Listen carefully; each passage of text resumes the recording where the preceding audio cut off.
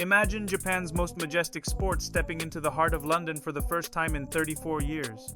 Not just a contest, but a ceremony. Thunderous footfalls, white salt, ritual precision. Sumo has ruled Japan for centuries. Now it's testing itself on a new stage, the world. Why bring the dohyo to London, a crossroads of cultures? What does this bold tour say about the future of sumo, and who it's for? This is the story of tradition on the move, power wrapped in respect, and a sport ready to be seen anew. You're watching SumoSpirit, and this is how sumo conquered London. Let's begin. Let's go back to the beginning of this story. In October 1991, London felt something extraordinary, the sound of something thunderous, something ancient yet alive. For 5 days, from the 9th to the 13th, the entity place, Royal Albert Hall, in London hosted the October 1991 Grand Sumo Tournament, part of the UK, Japan Festival. This wasn't just another sporting exhibition. It marked the first time in the roughly 1,500-year history of professional sumo that a full tournament was held outside Japan. Behind the curtain, immense logistics unfolded to preserve authenticity. 40 of the world's elite rikishi traveled to London, among them champions already known beyond Japan's shores. The sacred dohyo ring was constructed with clay, tracked from a quarry near Heathrow. The ceremonial canopy, the giant drum, the ushers in traditional roles, all came from Japan. Spectators paid premium prices to sit around the ring. Floor cushions placed close to the dohyo meant you could almost feel the shiko stomps, hear the salt thrown, sense the breathing and the discipline. It felt part sport, part theater, part sacred tradition. Why did 1991 become a pivotal turning point?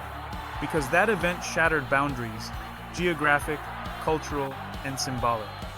A sport born of Shinto rituals, samurai-era court life and strict tradition stepped into a global capital and proved that it could speak to a wider world without sacrificing its soul.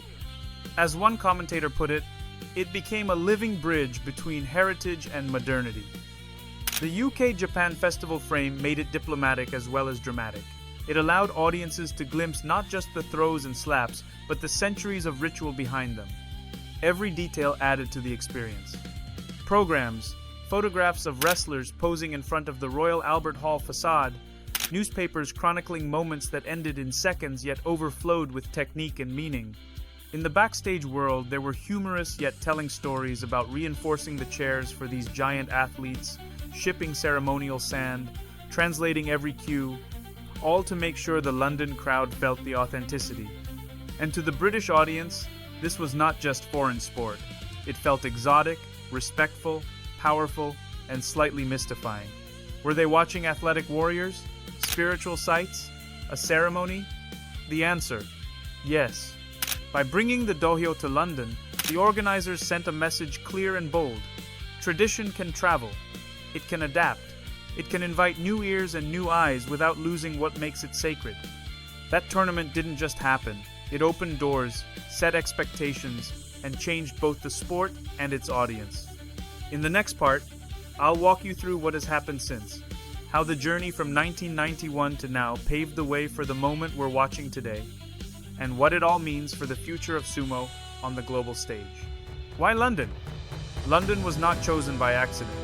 It was a meeting point between intention and opportunity, a capital where cultures collide and reinvent themselves every day.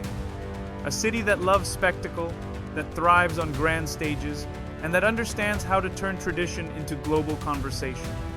Presenting sumo at the Royal Albert Hall, a place where history sits in the walls and every performance feels monumental, was a deliberate gesture. It said, "This is not a novelty, this is heritage. Look closely." But bringing sumo across continents was not as simple as placing wrestlers on a foreign stage.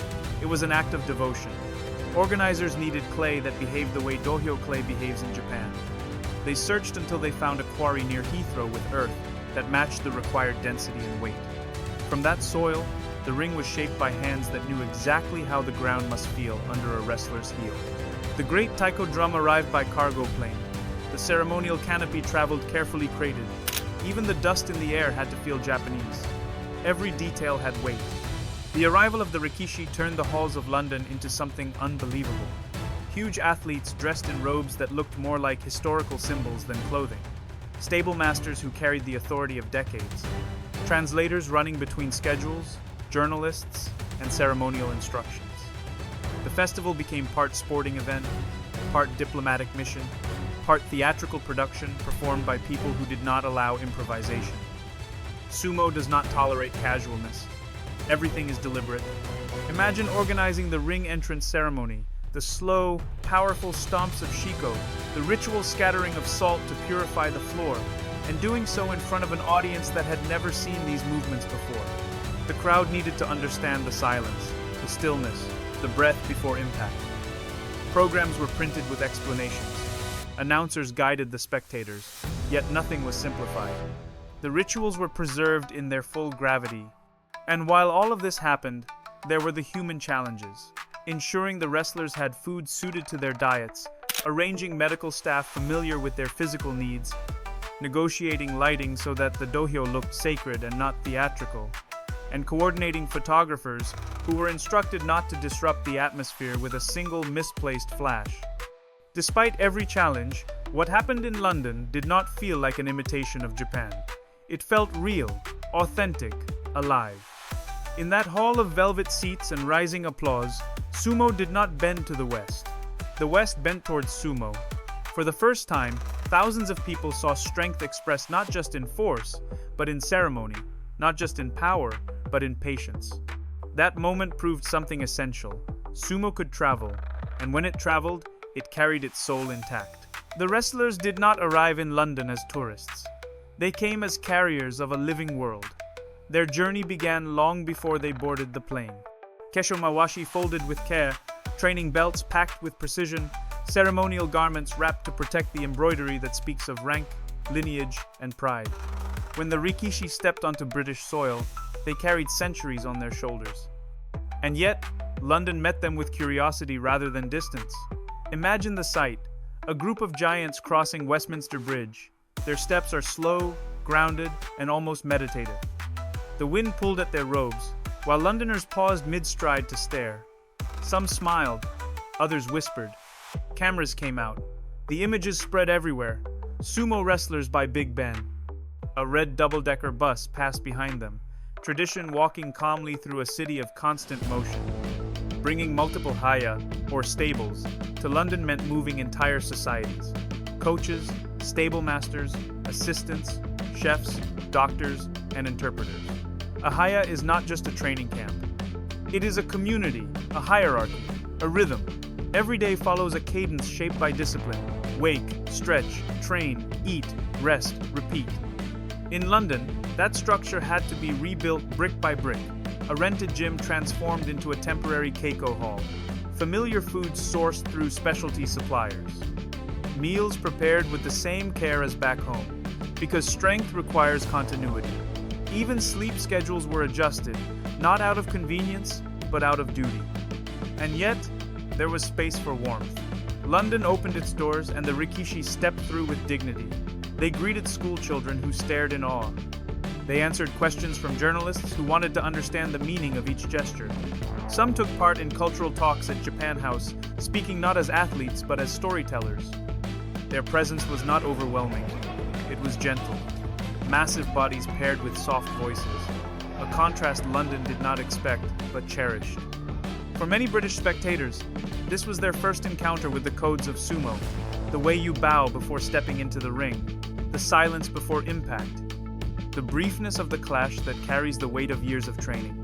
It felt at once foreign and familiar, like a ritual that explains itself through presence rather than words. Families watched with children whose eyes widened as if they were witnessing something from legend. This moment did not arise from nowhere. It grew from the memory of 1991, when professional sumo stepped outside Japan for the first time in 15 centuries. That first voyage was a declaration. The return in 2025 became something deeper, a continuation, a conversation resumed. The Japan Sumo Association understood that Western audiences wanted authenticity, but they also wanted connection. So the wrestlers did not merely perform. They shared, they taught, they smiled. There were moments of simple joy too. a Rikishi laughing as he tried to fit into a London black cab, a Gyoji reciting sacred calls with absolute solemnity while a cluster of reporters leaned forward, spellbound, wrestlers posing for photos under street lamps after evening training, groups visiting the Horse Guards parade, where two worlds of ceremony quietly recognized one another, the air filled with respect, curiosity, and delight. In those days, ancient strength met modern wonder. And London, once again, welcomed sumo not as a spectacle, but as a living tradition that had crossed oceans without losing its heartbeat. The question now becomes not whether sumo can travel, but how far it intends to go. The coverage of the 2025 event was extensive, from sports reports in Reuters and The Guardian to cultural pieces in the Japan Times and photographic features. The public responded by filling the Royal Albert Hall and participating with questions, applause, and curiosity. On social media, clips of salt throwing, spectacular pushes, and ceremonies accumulated views. Many local voices highlighted the combination of respect for tradition and amazement at physical strength. A success in both image and public relations for sumo.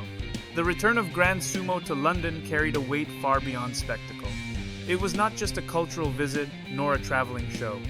It was the outward expression of a movement inside the Japan Sumo Association, a quiet but determined push to open a sport that for centuries existed almost entirely within Japan's borders. Sumo, once something the rest of the world could only glimpse through photographs, television screens, or myths, now stood in front of foreign audiences in flesh, breath, and ritual. The JSA stated its intention clearly: to share Japanese culture with the British public. But that statement only hints at the deeper reality.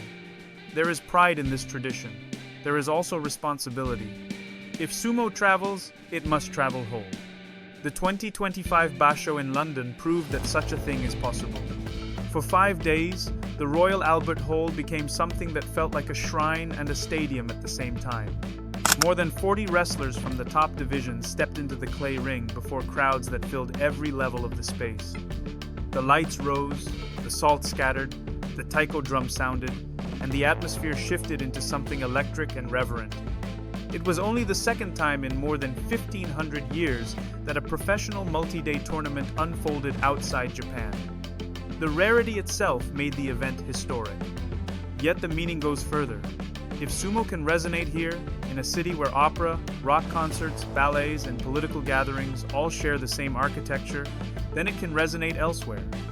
But growth brings questions. How do you teach the silence before the clash to crowds who are used to noise? How do you explain that a bout lasting 5 seconds can hold meaning equal to a chess match?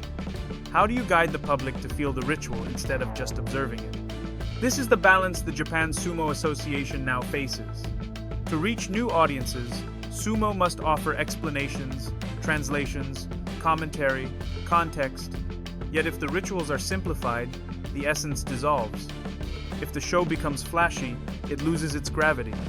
The sport must stretch without tearing. Possible futures unfold like branches of a tree.